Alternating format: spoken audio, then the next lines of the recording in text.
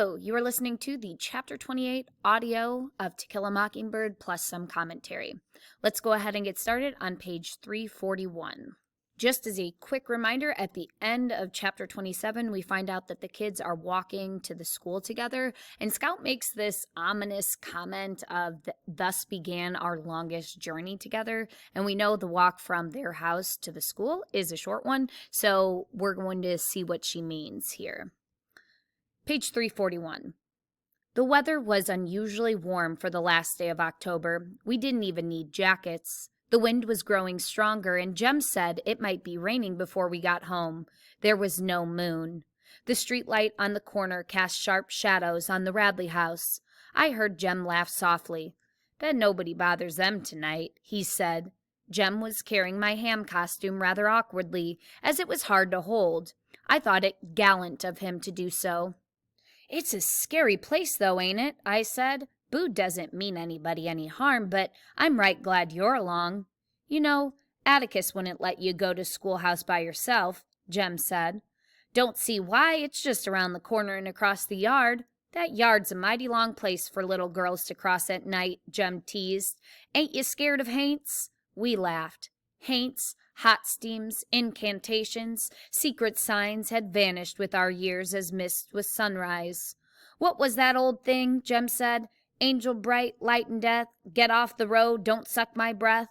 "Cut it out now," I said. We were in front of the Radley place. Jem said, "Boo must not be at home. Listen."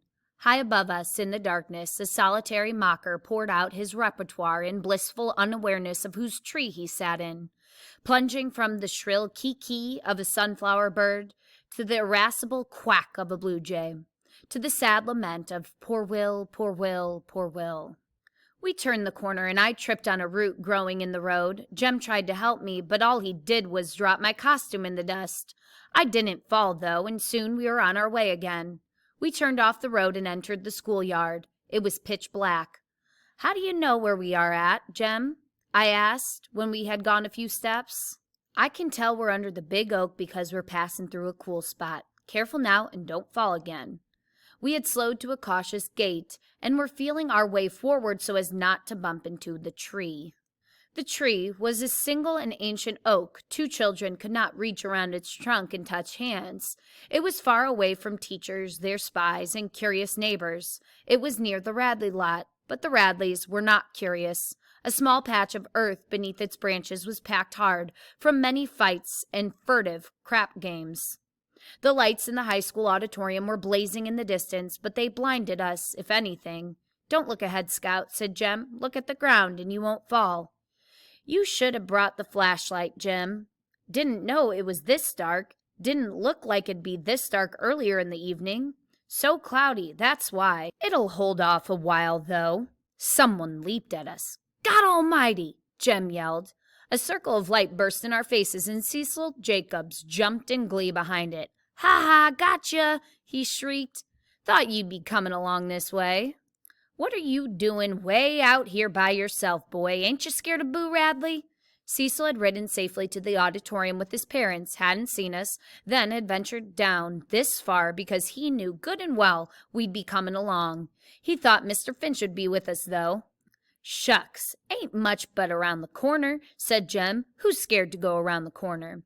We had to admit that Cecil was pretty good, though. He had given us a fright, and he could tell it all over the schoolhouse. That was his privilege. "Say," I said, "ain't you a cow tonight? Where's your costume?" "It's up behind the stage," he said. "Mrs. Merriweather says the pageant ain't coming on for a while. You can put yours back of the stage by mine, Scout, and we can go with the rest of 'em." This was an excellent idea, Jem thought. He also thought it a good thing that Cecil and I would be together. This way, Jem would be left to go with people his own age. When we reached the auditorium, the whole town was there except Atticus and the ladies worn out from decorating, and the usual outcasts and shut-ins. Most of the county, it seemed, was there. The hall was teeming with slicked-up country people. The high school building had a wide downstairs hallway. People milled around booths that had been installed along each side. "Oh, Jem, I forgot my money," I sighed when I saw them. "Atticus didn't," Jem said. Here's 30 cents. You can do 6 things. See you later on. Okay, I said, quite content with 30 cents and Cecil.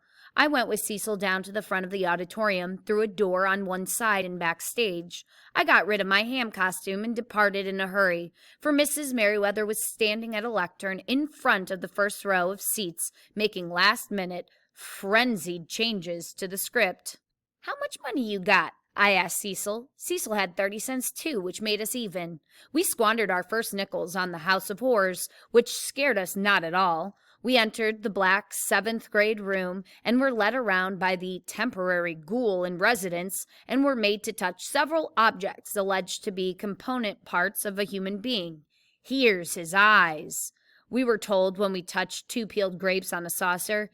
"Here's his heart," which felt like raw liver. "These are his innards," and our hands were thrust into a plate of cold spaghetti. Cecil and I visited several booths. We each bought a sack of Mrs. Judge Taylor's homemade divinity. I wanted to bob for apples, but Cecil said it wasn't sanitary. His mother said he might catch something from everybody's heads having been in the same tub. "Ain't anything around town now to catch," I protested, but Cecil said his mother said it was unsanitary to eat after folks. I later asked Aunt Alexandra about this, and she said people who held such views were usually climbers. We were about to purchase a blob of taffy when Mrs. Merriweather's runners appeared and told us to go backstage. It was time to get ready. The auditorium was filling with people. The Macomb County High School band had assembled in front below the stage. The stage footlights were on, and the red velvet curtain rippled and billowed from the scurrying going on behind it. Backstage, Cecil and I found the narrow hallway teeming with people. Adults in homemade 3-corner hats, Confederate caps, Spanish and American war hats, and World War helmets. Children dressed as various agricultural enterprises crowded around one small window. "Somebody's mashed my costume," I wailed in dismay. Mrs. Merriweather galloped to me, reshaped the chicken wire, and thrust me inside. "You all right in there, Scout?" asked Cecil. "You sound so far off, like you was on the other side of a hill." "You don't sound any nearer," I said. The band played the national anthem, and we heard the audience rise. Then the bass drum sounded. Miss Merriweather, stationed behind her lectern beside the band, said, "Macomb County ad astra per aspera." The bass drum boomed again. "That means," said Mrs. Merriweather, translating for the rustic elements, "from the mud to the stars." She added, unnecessarily it seemed to me, "a pageant." "Reckon they wouldn't know what it was if she didn't tell 'em," whispered Cecil, who was immediately shushed. "The whole town knows it," I breathed. "But the country folks come in," Cecil said. "Be quiet back there," a man's voice ordered, and we were silent. The bass drum went boom with every sentence Mrs. Merriweather uttered. She chanted mournfully about Macomb County being older than the state, that it was a part of the Mississippi and Alabama territories, that the first white man to set foot in the virgin forests was the probate judge's great-grandfather 5 times removed, who was never heard of again. Then came the fearless Colonel Macomb, for whom the county was named. Andrew Jackson appointed him to a position of authority, and Colonel Macomb's misplaced self-confidence and slender sense of direction brought disaster to all who rode with him in the Creek Indian Wars. Colonel Macomb persevered in his efforts to make the region safe for democracy, but his first campaign was his last. His orders, relayed to him by a friendly Indian runner, were to move south. After consulting a tree to ascertain from its lichen which way was south, and taking no lip from the subordinates who ventured to correct him, Colonel Macomb set out on a purposeful journey to rout the enemy and entangle his troops so far northwest in the forest primeval that they were eventually rescued by settlers moving inland. Mrs. Merriweather gave a 30-minute description of Colonel Macomb's exploits. I discovered that if I bent my knees, I could tuck them under my costume and more or less sit. I sat down, listened to Mrs. Merriweather's drone and the bass drum boom, and was soon fast asleep. They said later that Mrs. Merriweather was putting her all into the grand finale, that she had crooned, "Pork," with a confidence born of pine trees and butter beans entering on cue. She waited a few seconds, then called, "Pork?" When nothing materialized, she yelled, "Pork!" I must have heard her in my sleep, or the band playing Dixie woke me, but it was when Miss Merriweather triumphantly mounted the stage with the state flag that I chose to make my entrance. Chose is incorrect. I thought I'd better catch up with the rest of them.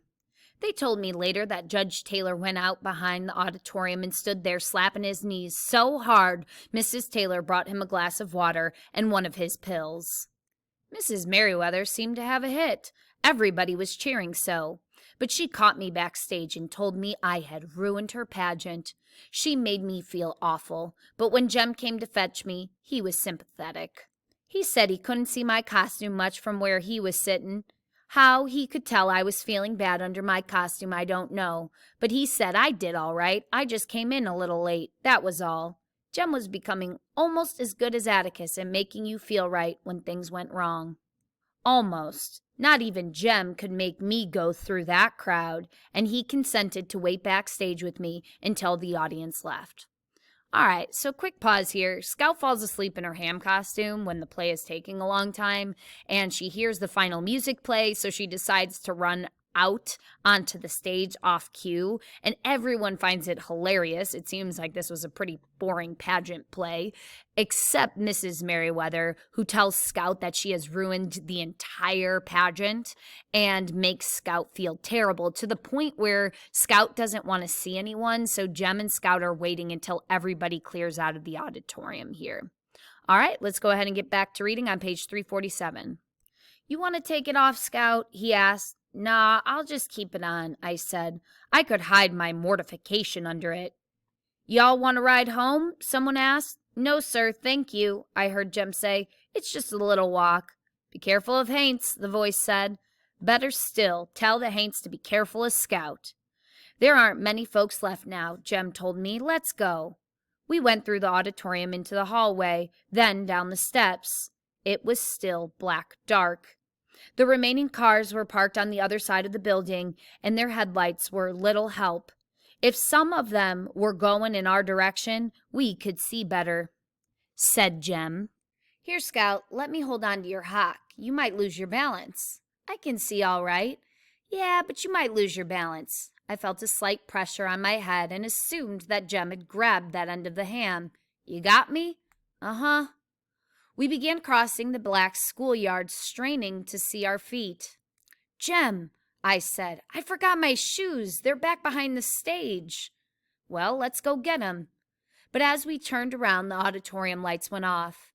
"You can get 'em tomorrow," he said.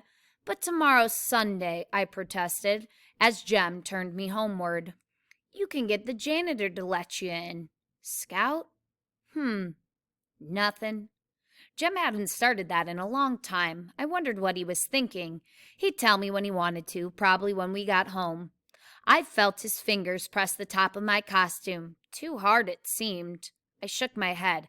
"Jem, you don't have to—" "Hush a minute, Scout," he said, pinching me. We walked along silently. "Minute's up," I said. "What you thinking about?" I turned to look at him, but his outline was barely visible. "Thought I heard something," he said. "Stop a minute." We stopped.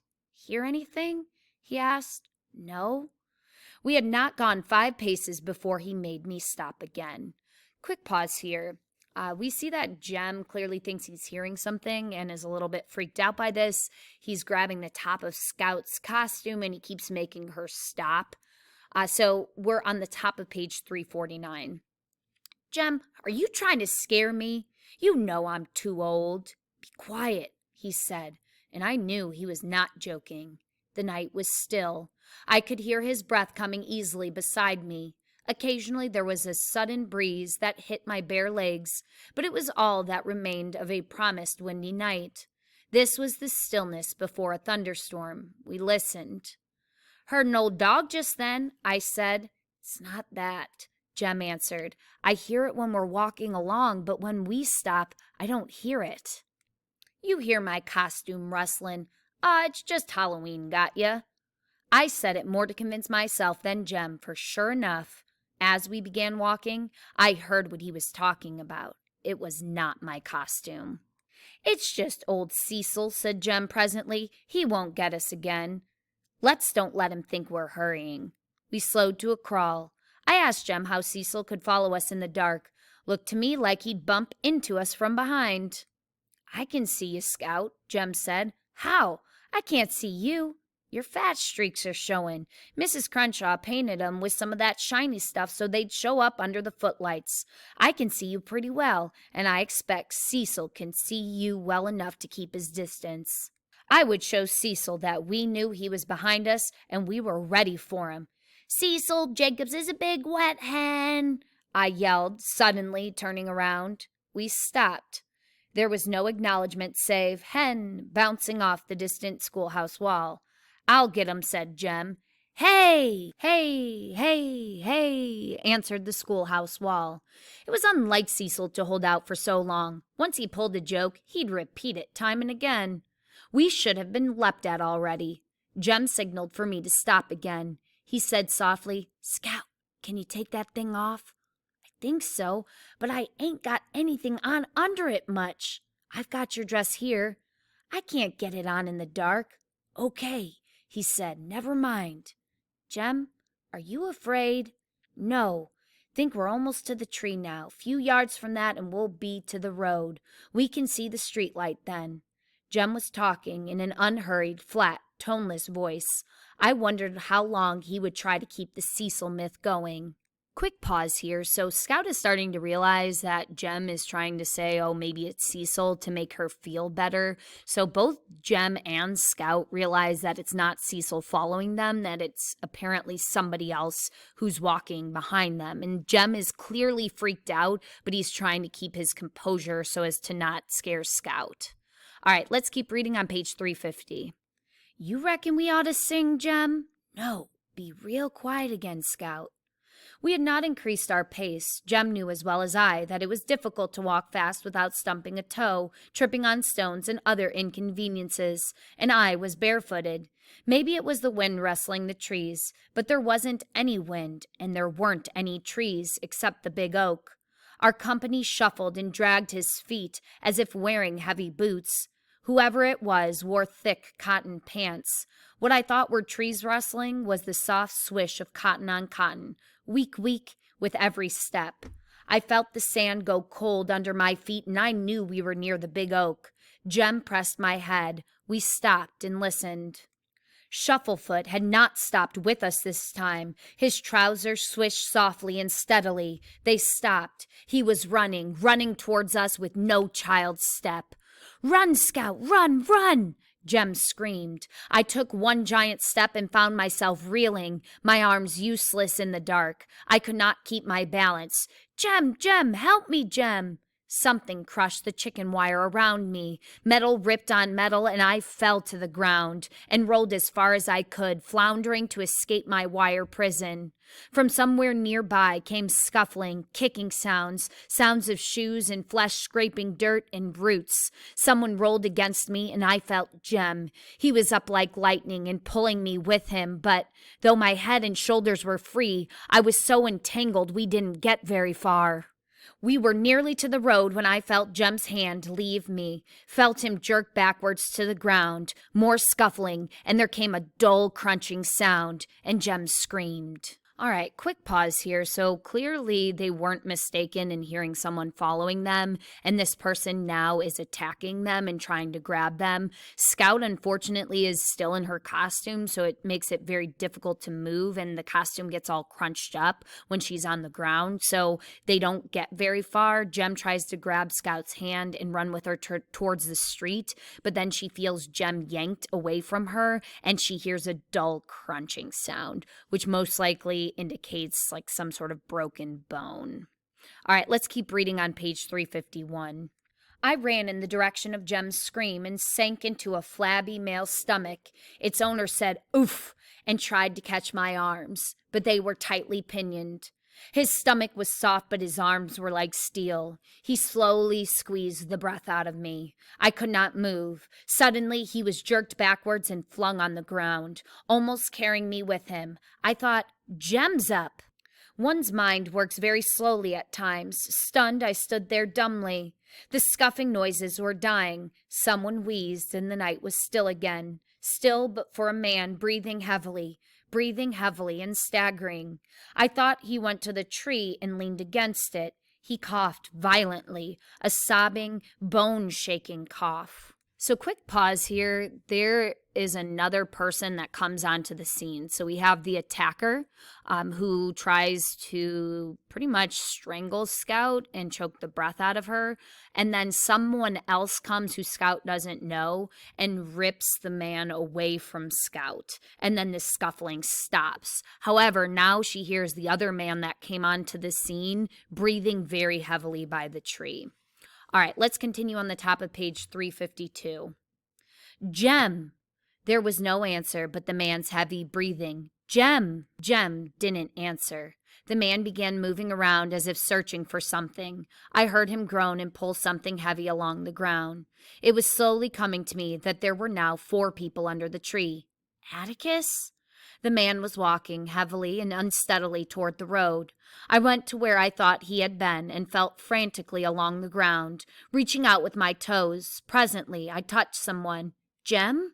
My toes touched trousers, a belt buckle, buttons, something I could not identify, a collar, and a face. A prickly stubble on the face told me it was not Jem's. I smelled stale whiskey. All right, so quick pause here. Clearly, there's 4 people under the tree. We know 2 of them are Jem and Scout. We can make the assumption that Jem most likely is passed out here because he's not responding to Scout. We see that there's a man heavily wheezing and he's searching for something on the ground. And then we see that another man seems to be passed out on the ground, or at least unconscious on the ground. All right, let's get back to reading. I made my way along in what I thought was the direction of the road. I was not sure because I had been turned around so many times, but I found it and looked down to the street light. A man was passing under it. The man was walking with the staccato steps of somebody carrying a load too heavy for him. He was going around the corner. He was carrying Jem. Jem's arm was dangling crazily in front of him. By the time I reached the corner, the man was crossing our front yard. Light from our front door framed Atticus for an instant. He ran down the steps, and together he and the man took Jem inside. I was at the front door when they were going down the hall. Aunt Alexandra was running to me. Call Dr. Reynolds. Atticus's voice came sharply from Jem's room. Where's Scout? Here she is, Aunt Alexandra called, pulling me along with her to the telephone. She tugged at me anxiously. I'm all right, Auntie, I said. You better call. She pulled the receiver from the hook and said, Eula May, get Dr. Reynolds, quick. Agnes, is your father home? Oh, God, where is he? Please tell him to come over here as soon as he comes in. Please, it's urgent. There was no need for Aunt Alexandra to identify herself. People in Maycomb knew each other's voices. Atticus came out of Jem's room. The moment Aunt Alexandra broke the connection, Atticus took the receiver from her. He rattled the hook, then said, Eula May, get me the sheriff, please. Heck, Atticus Finch. Someone's been after my children. Jem's hurt. Between here and the schoolhouse. I can't leave my boy. Run out there for me, please, and see if he's still around. Doubt if you'll find him now, but I'd like to see him if you do. Gotta go now. Thanks, Heck. Atticus, is Jem dead? No, Scout. Look after her, sister, he called as he went down the hall. Aunt Alexandra's fingers trembled as she unwound the crushed fabric and wire around me. Are you all right, darling? She asked over and over as she worked me free. It was a relief to be out. My arms were beginning to tingle, and they were red with small hexagonal marks. I rubbed them, and they felt better. Auntie, is Jem dead? No, no, darling. He's unconscious. We won't know how badly he's hurt until Dr. Reynolds gets here. Jean Louise, what happened? I don't know. She left it at that. She brought me something to put on, and had I thought about it then, I would have never let her forget it.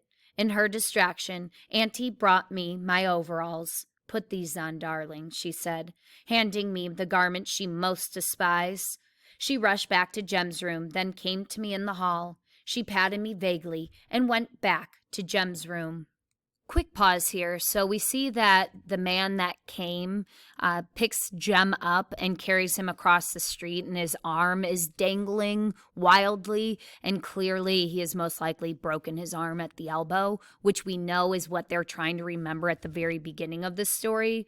And we also see that once they get in the house, they're trying to call both the doctor and Sheriff Hectate, and we see that Aunt Alexandra is being really gentle with Scout and even brings her overalls here in an attempt to comfort her.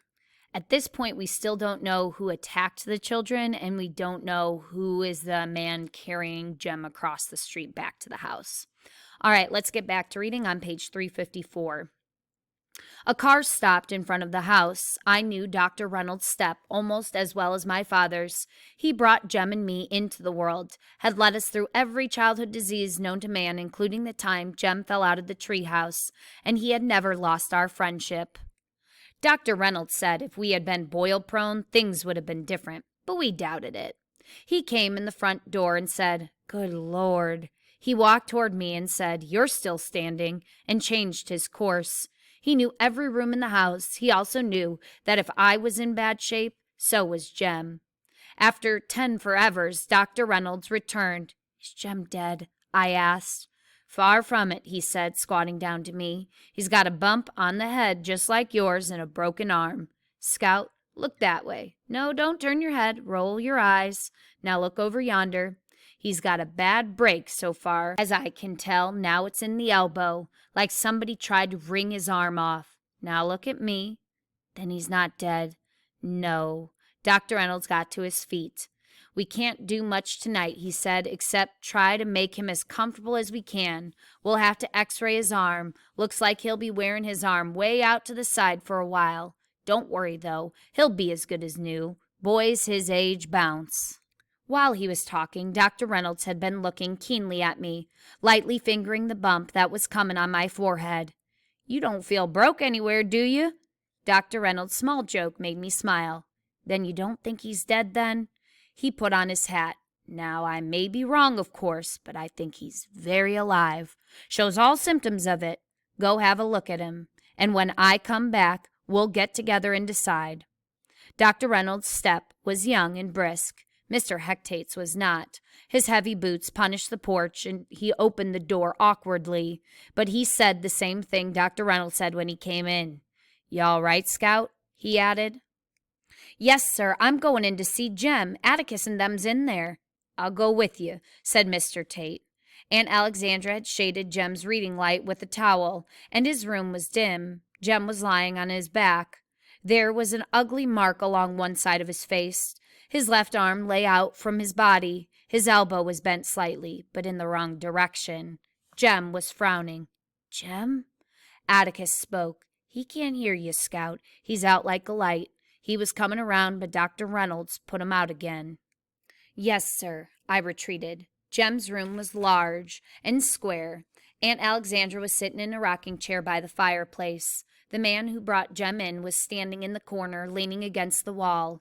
He was some countryman I did not know. He had probably been at the pageant and was in the vicinity when it happened. He must have heard our screams and came running. Atticus was standing by Jem's bed. Mr. Hectate stood in the doorway. His hat was in his hand, and a flashlight bulged from his pants pocket. He was in his work clothes. "Come in, Heck," said Atticus. "Did you find anything? I can't conceive of anyone low down enough to do a thing like this, but I hope you found him." Mr. Tate sniffed.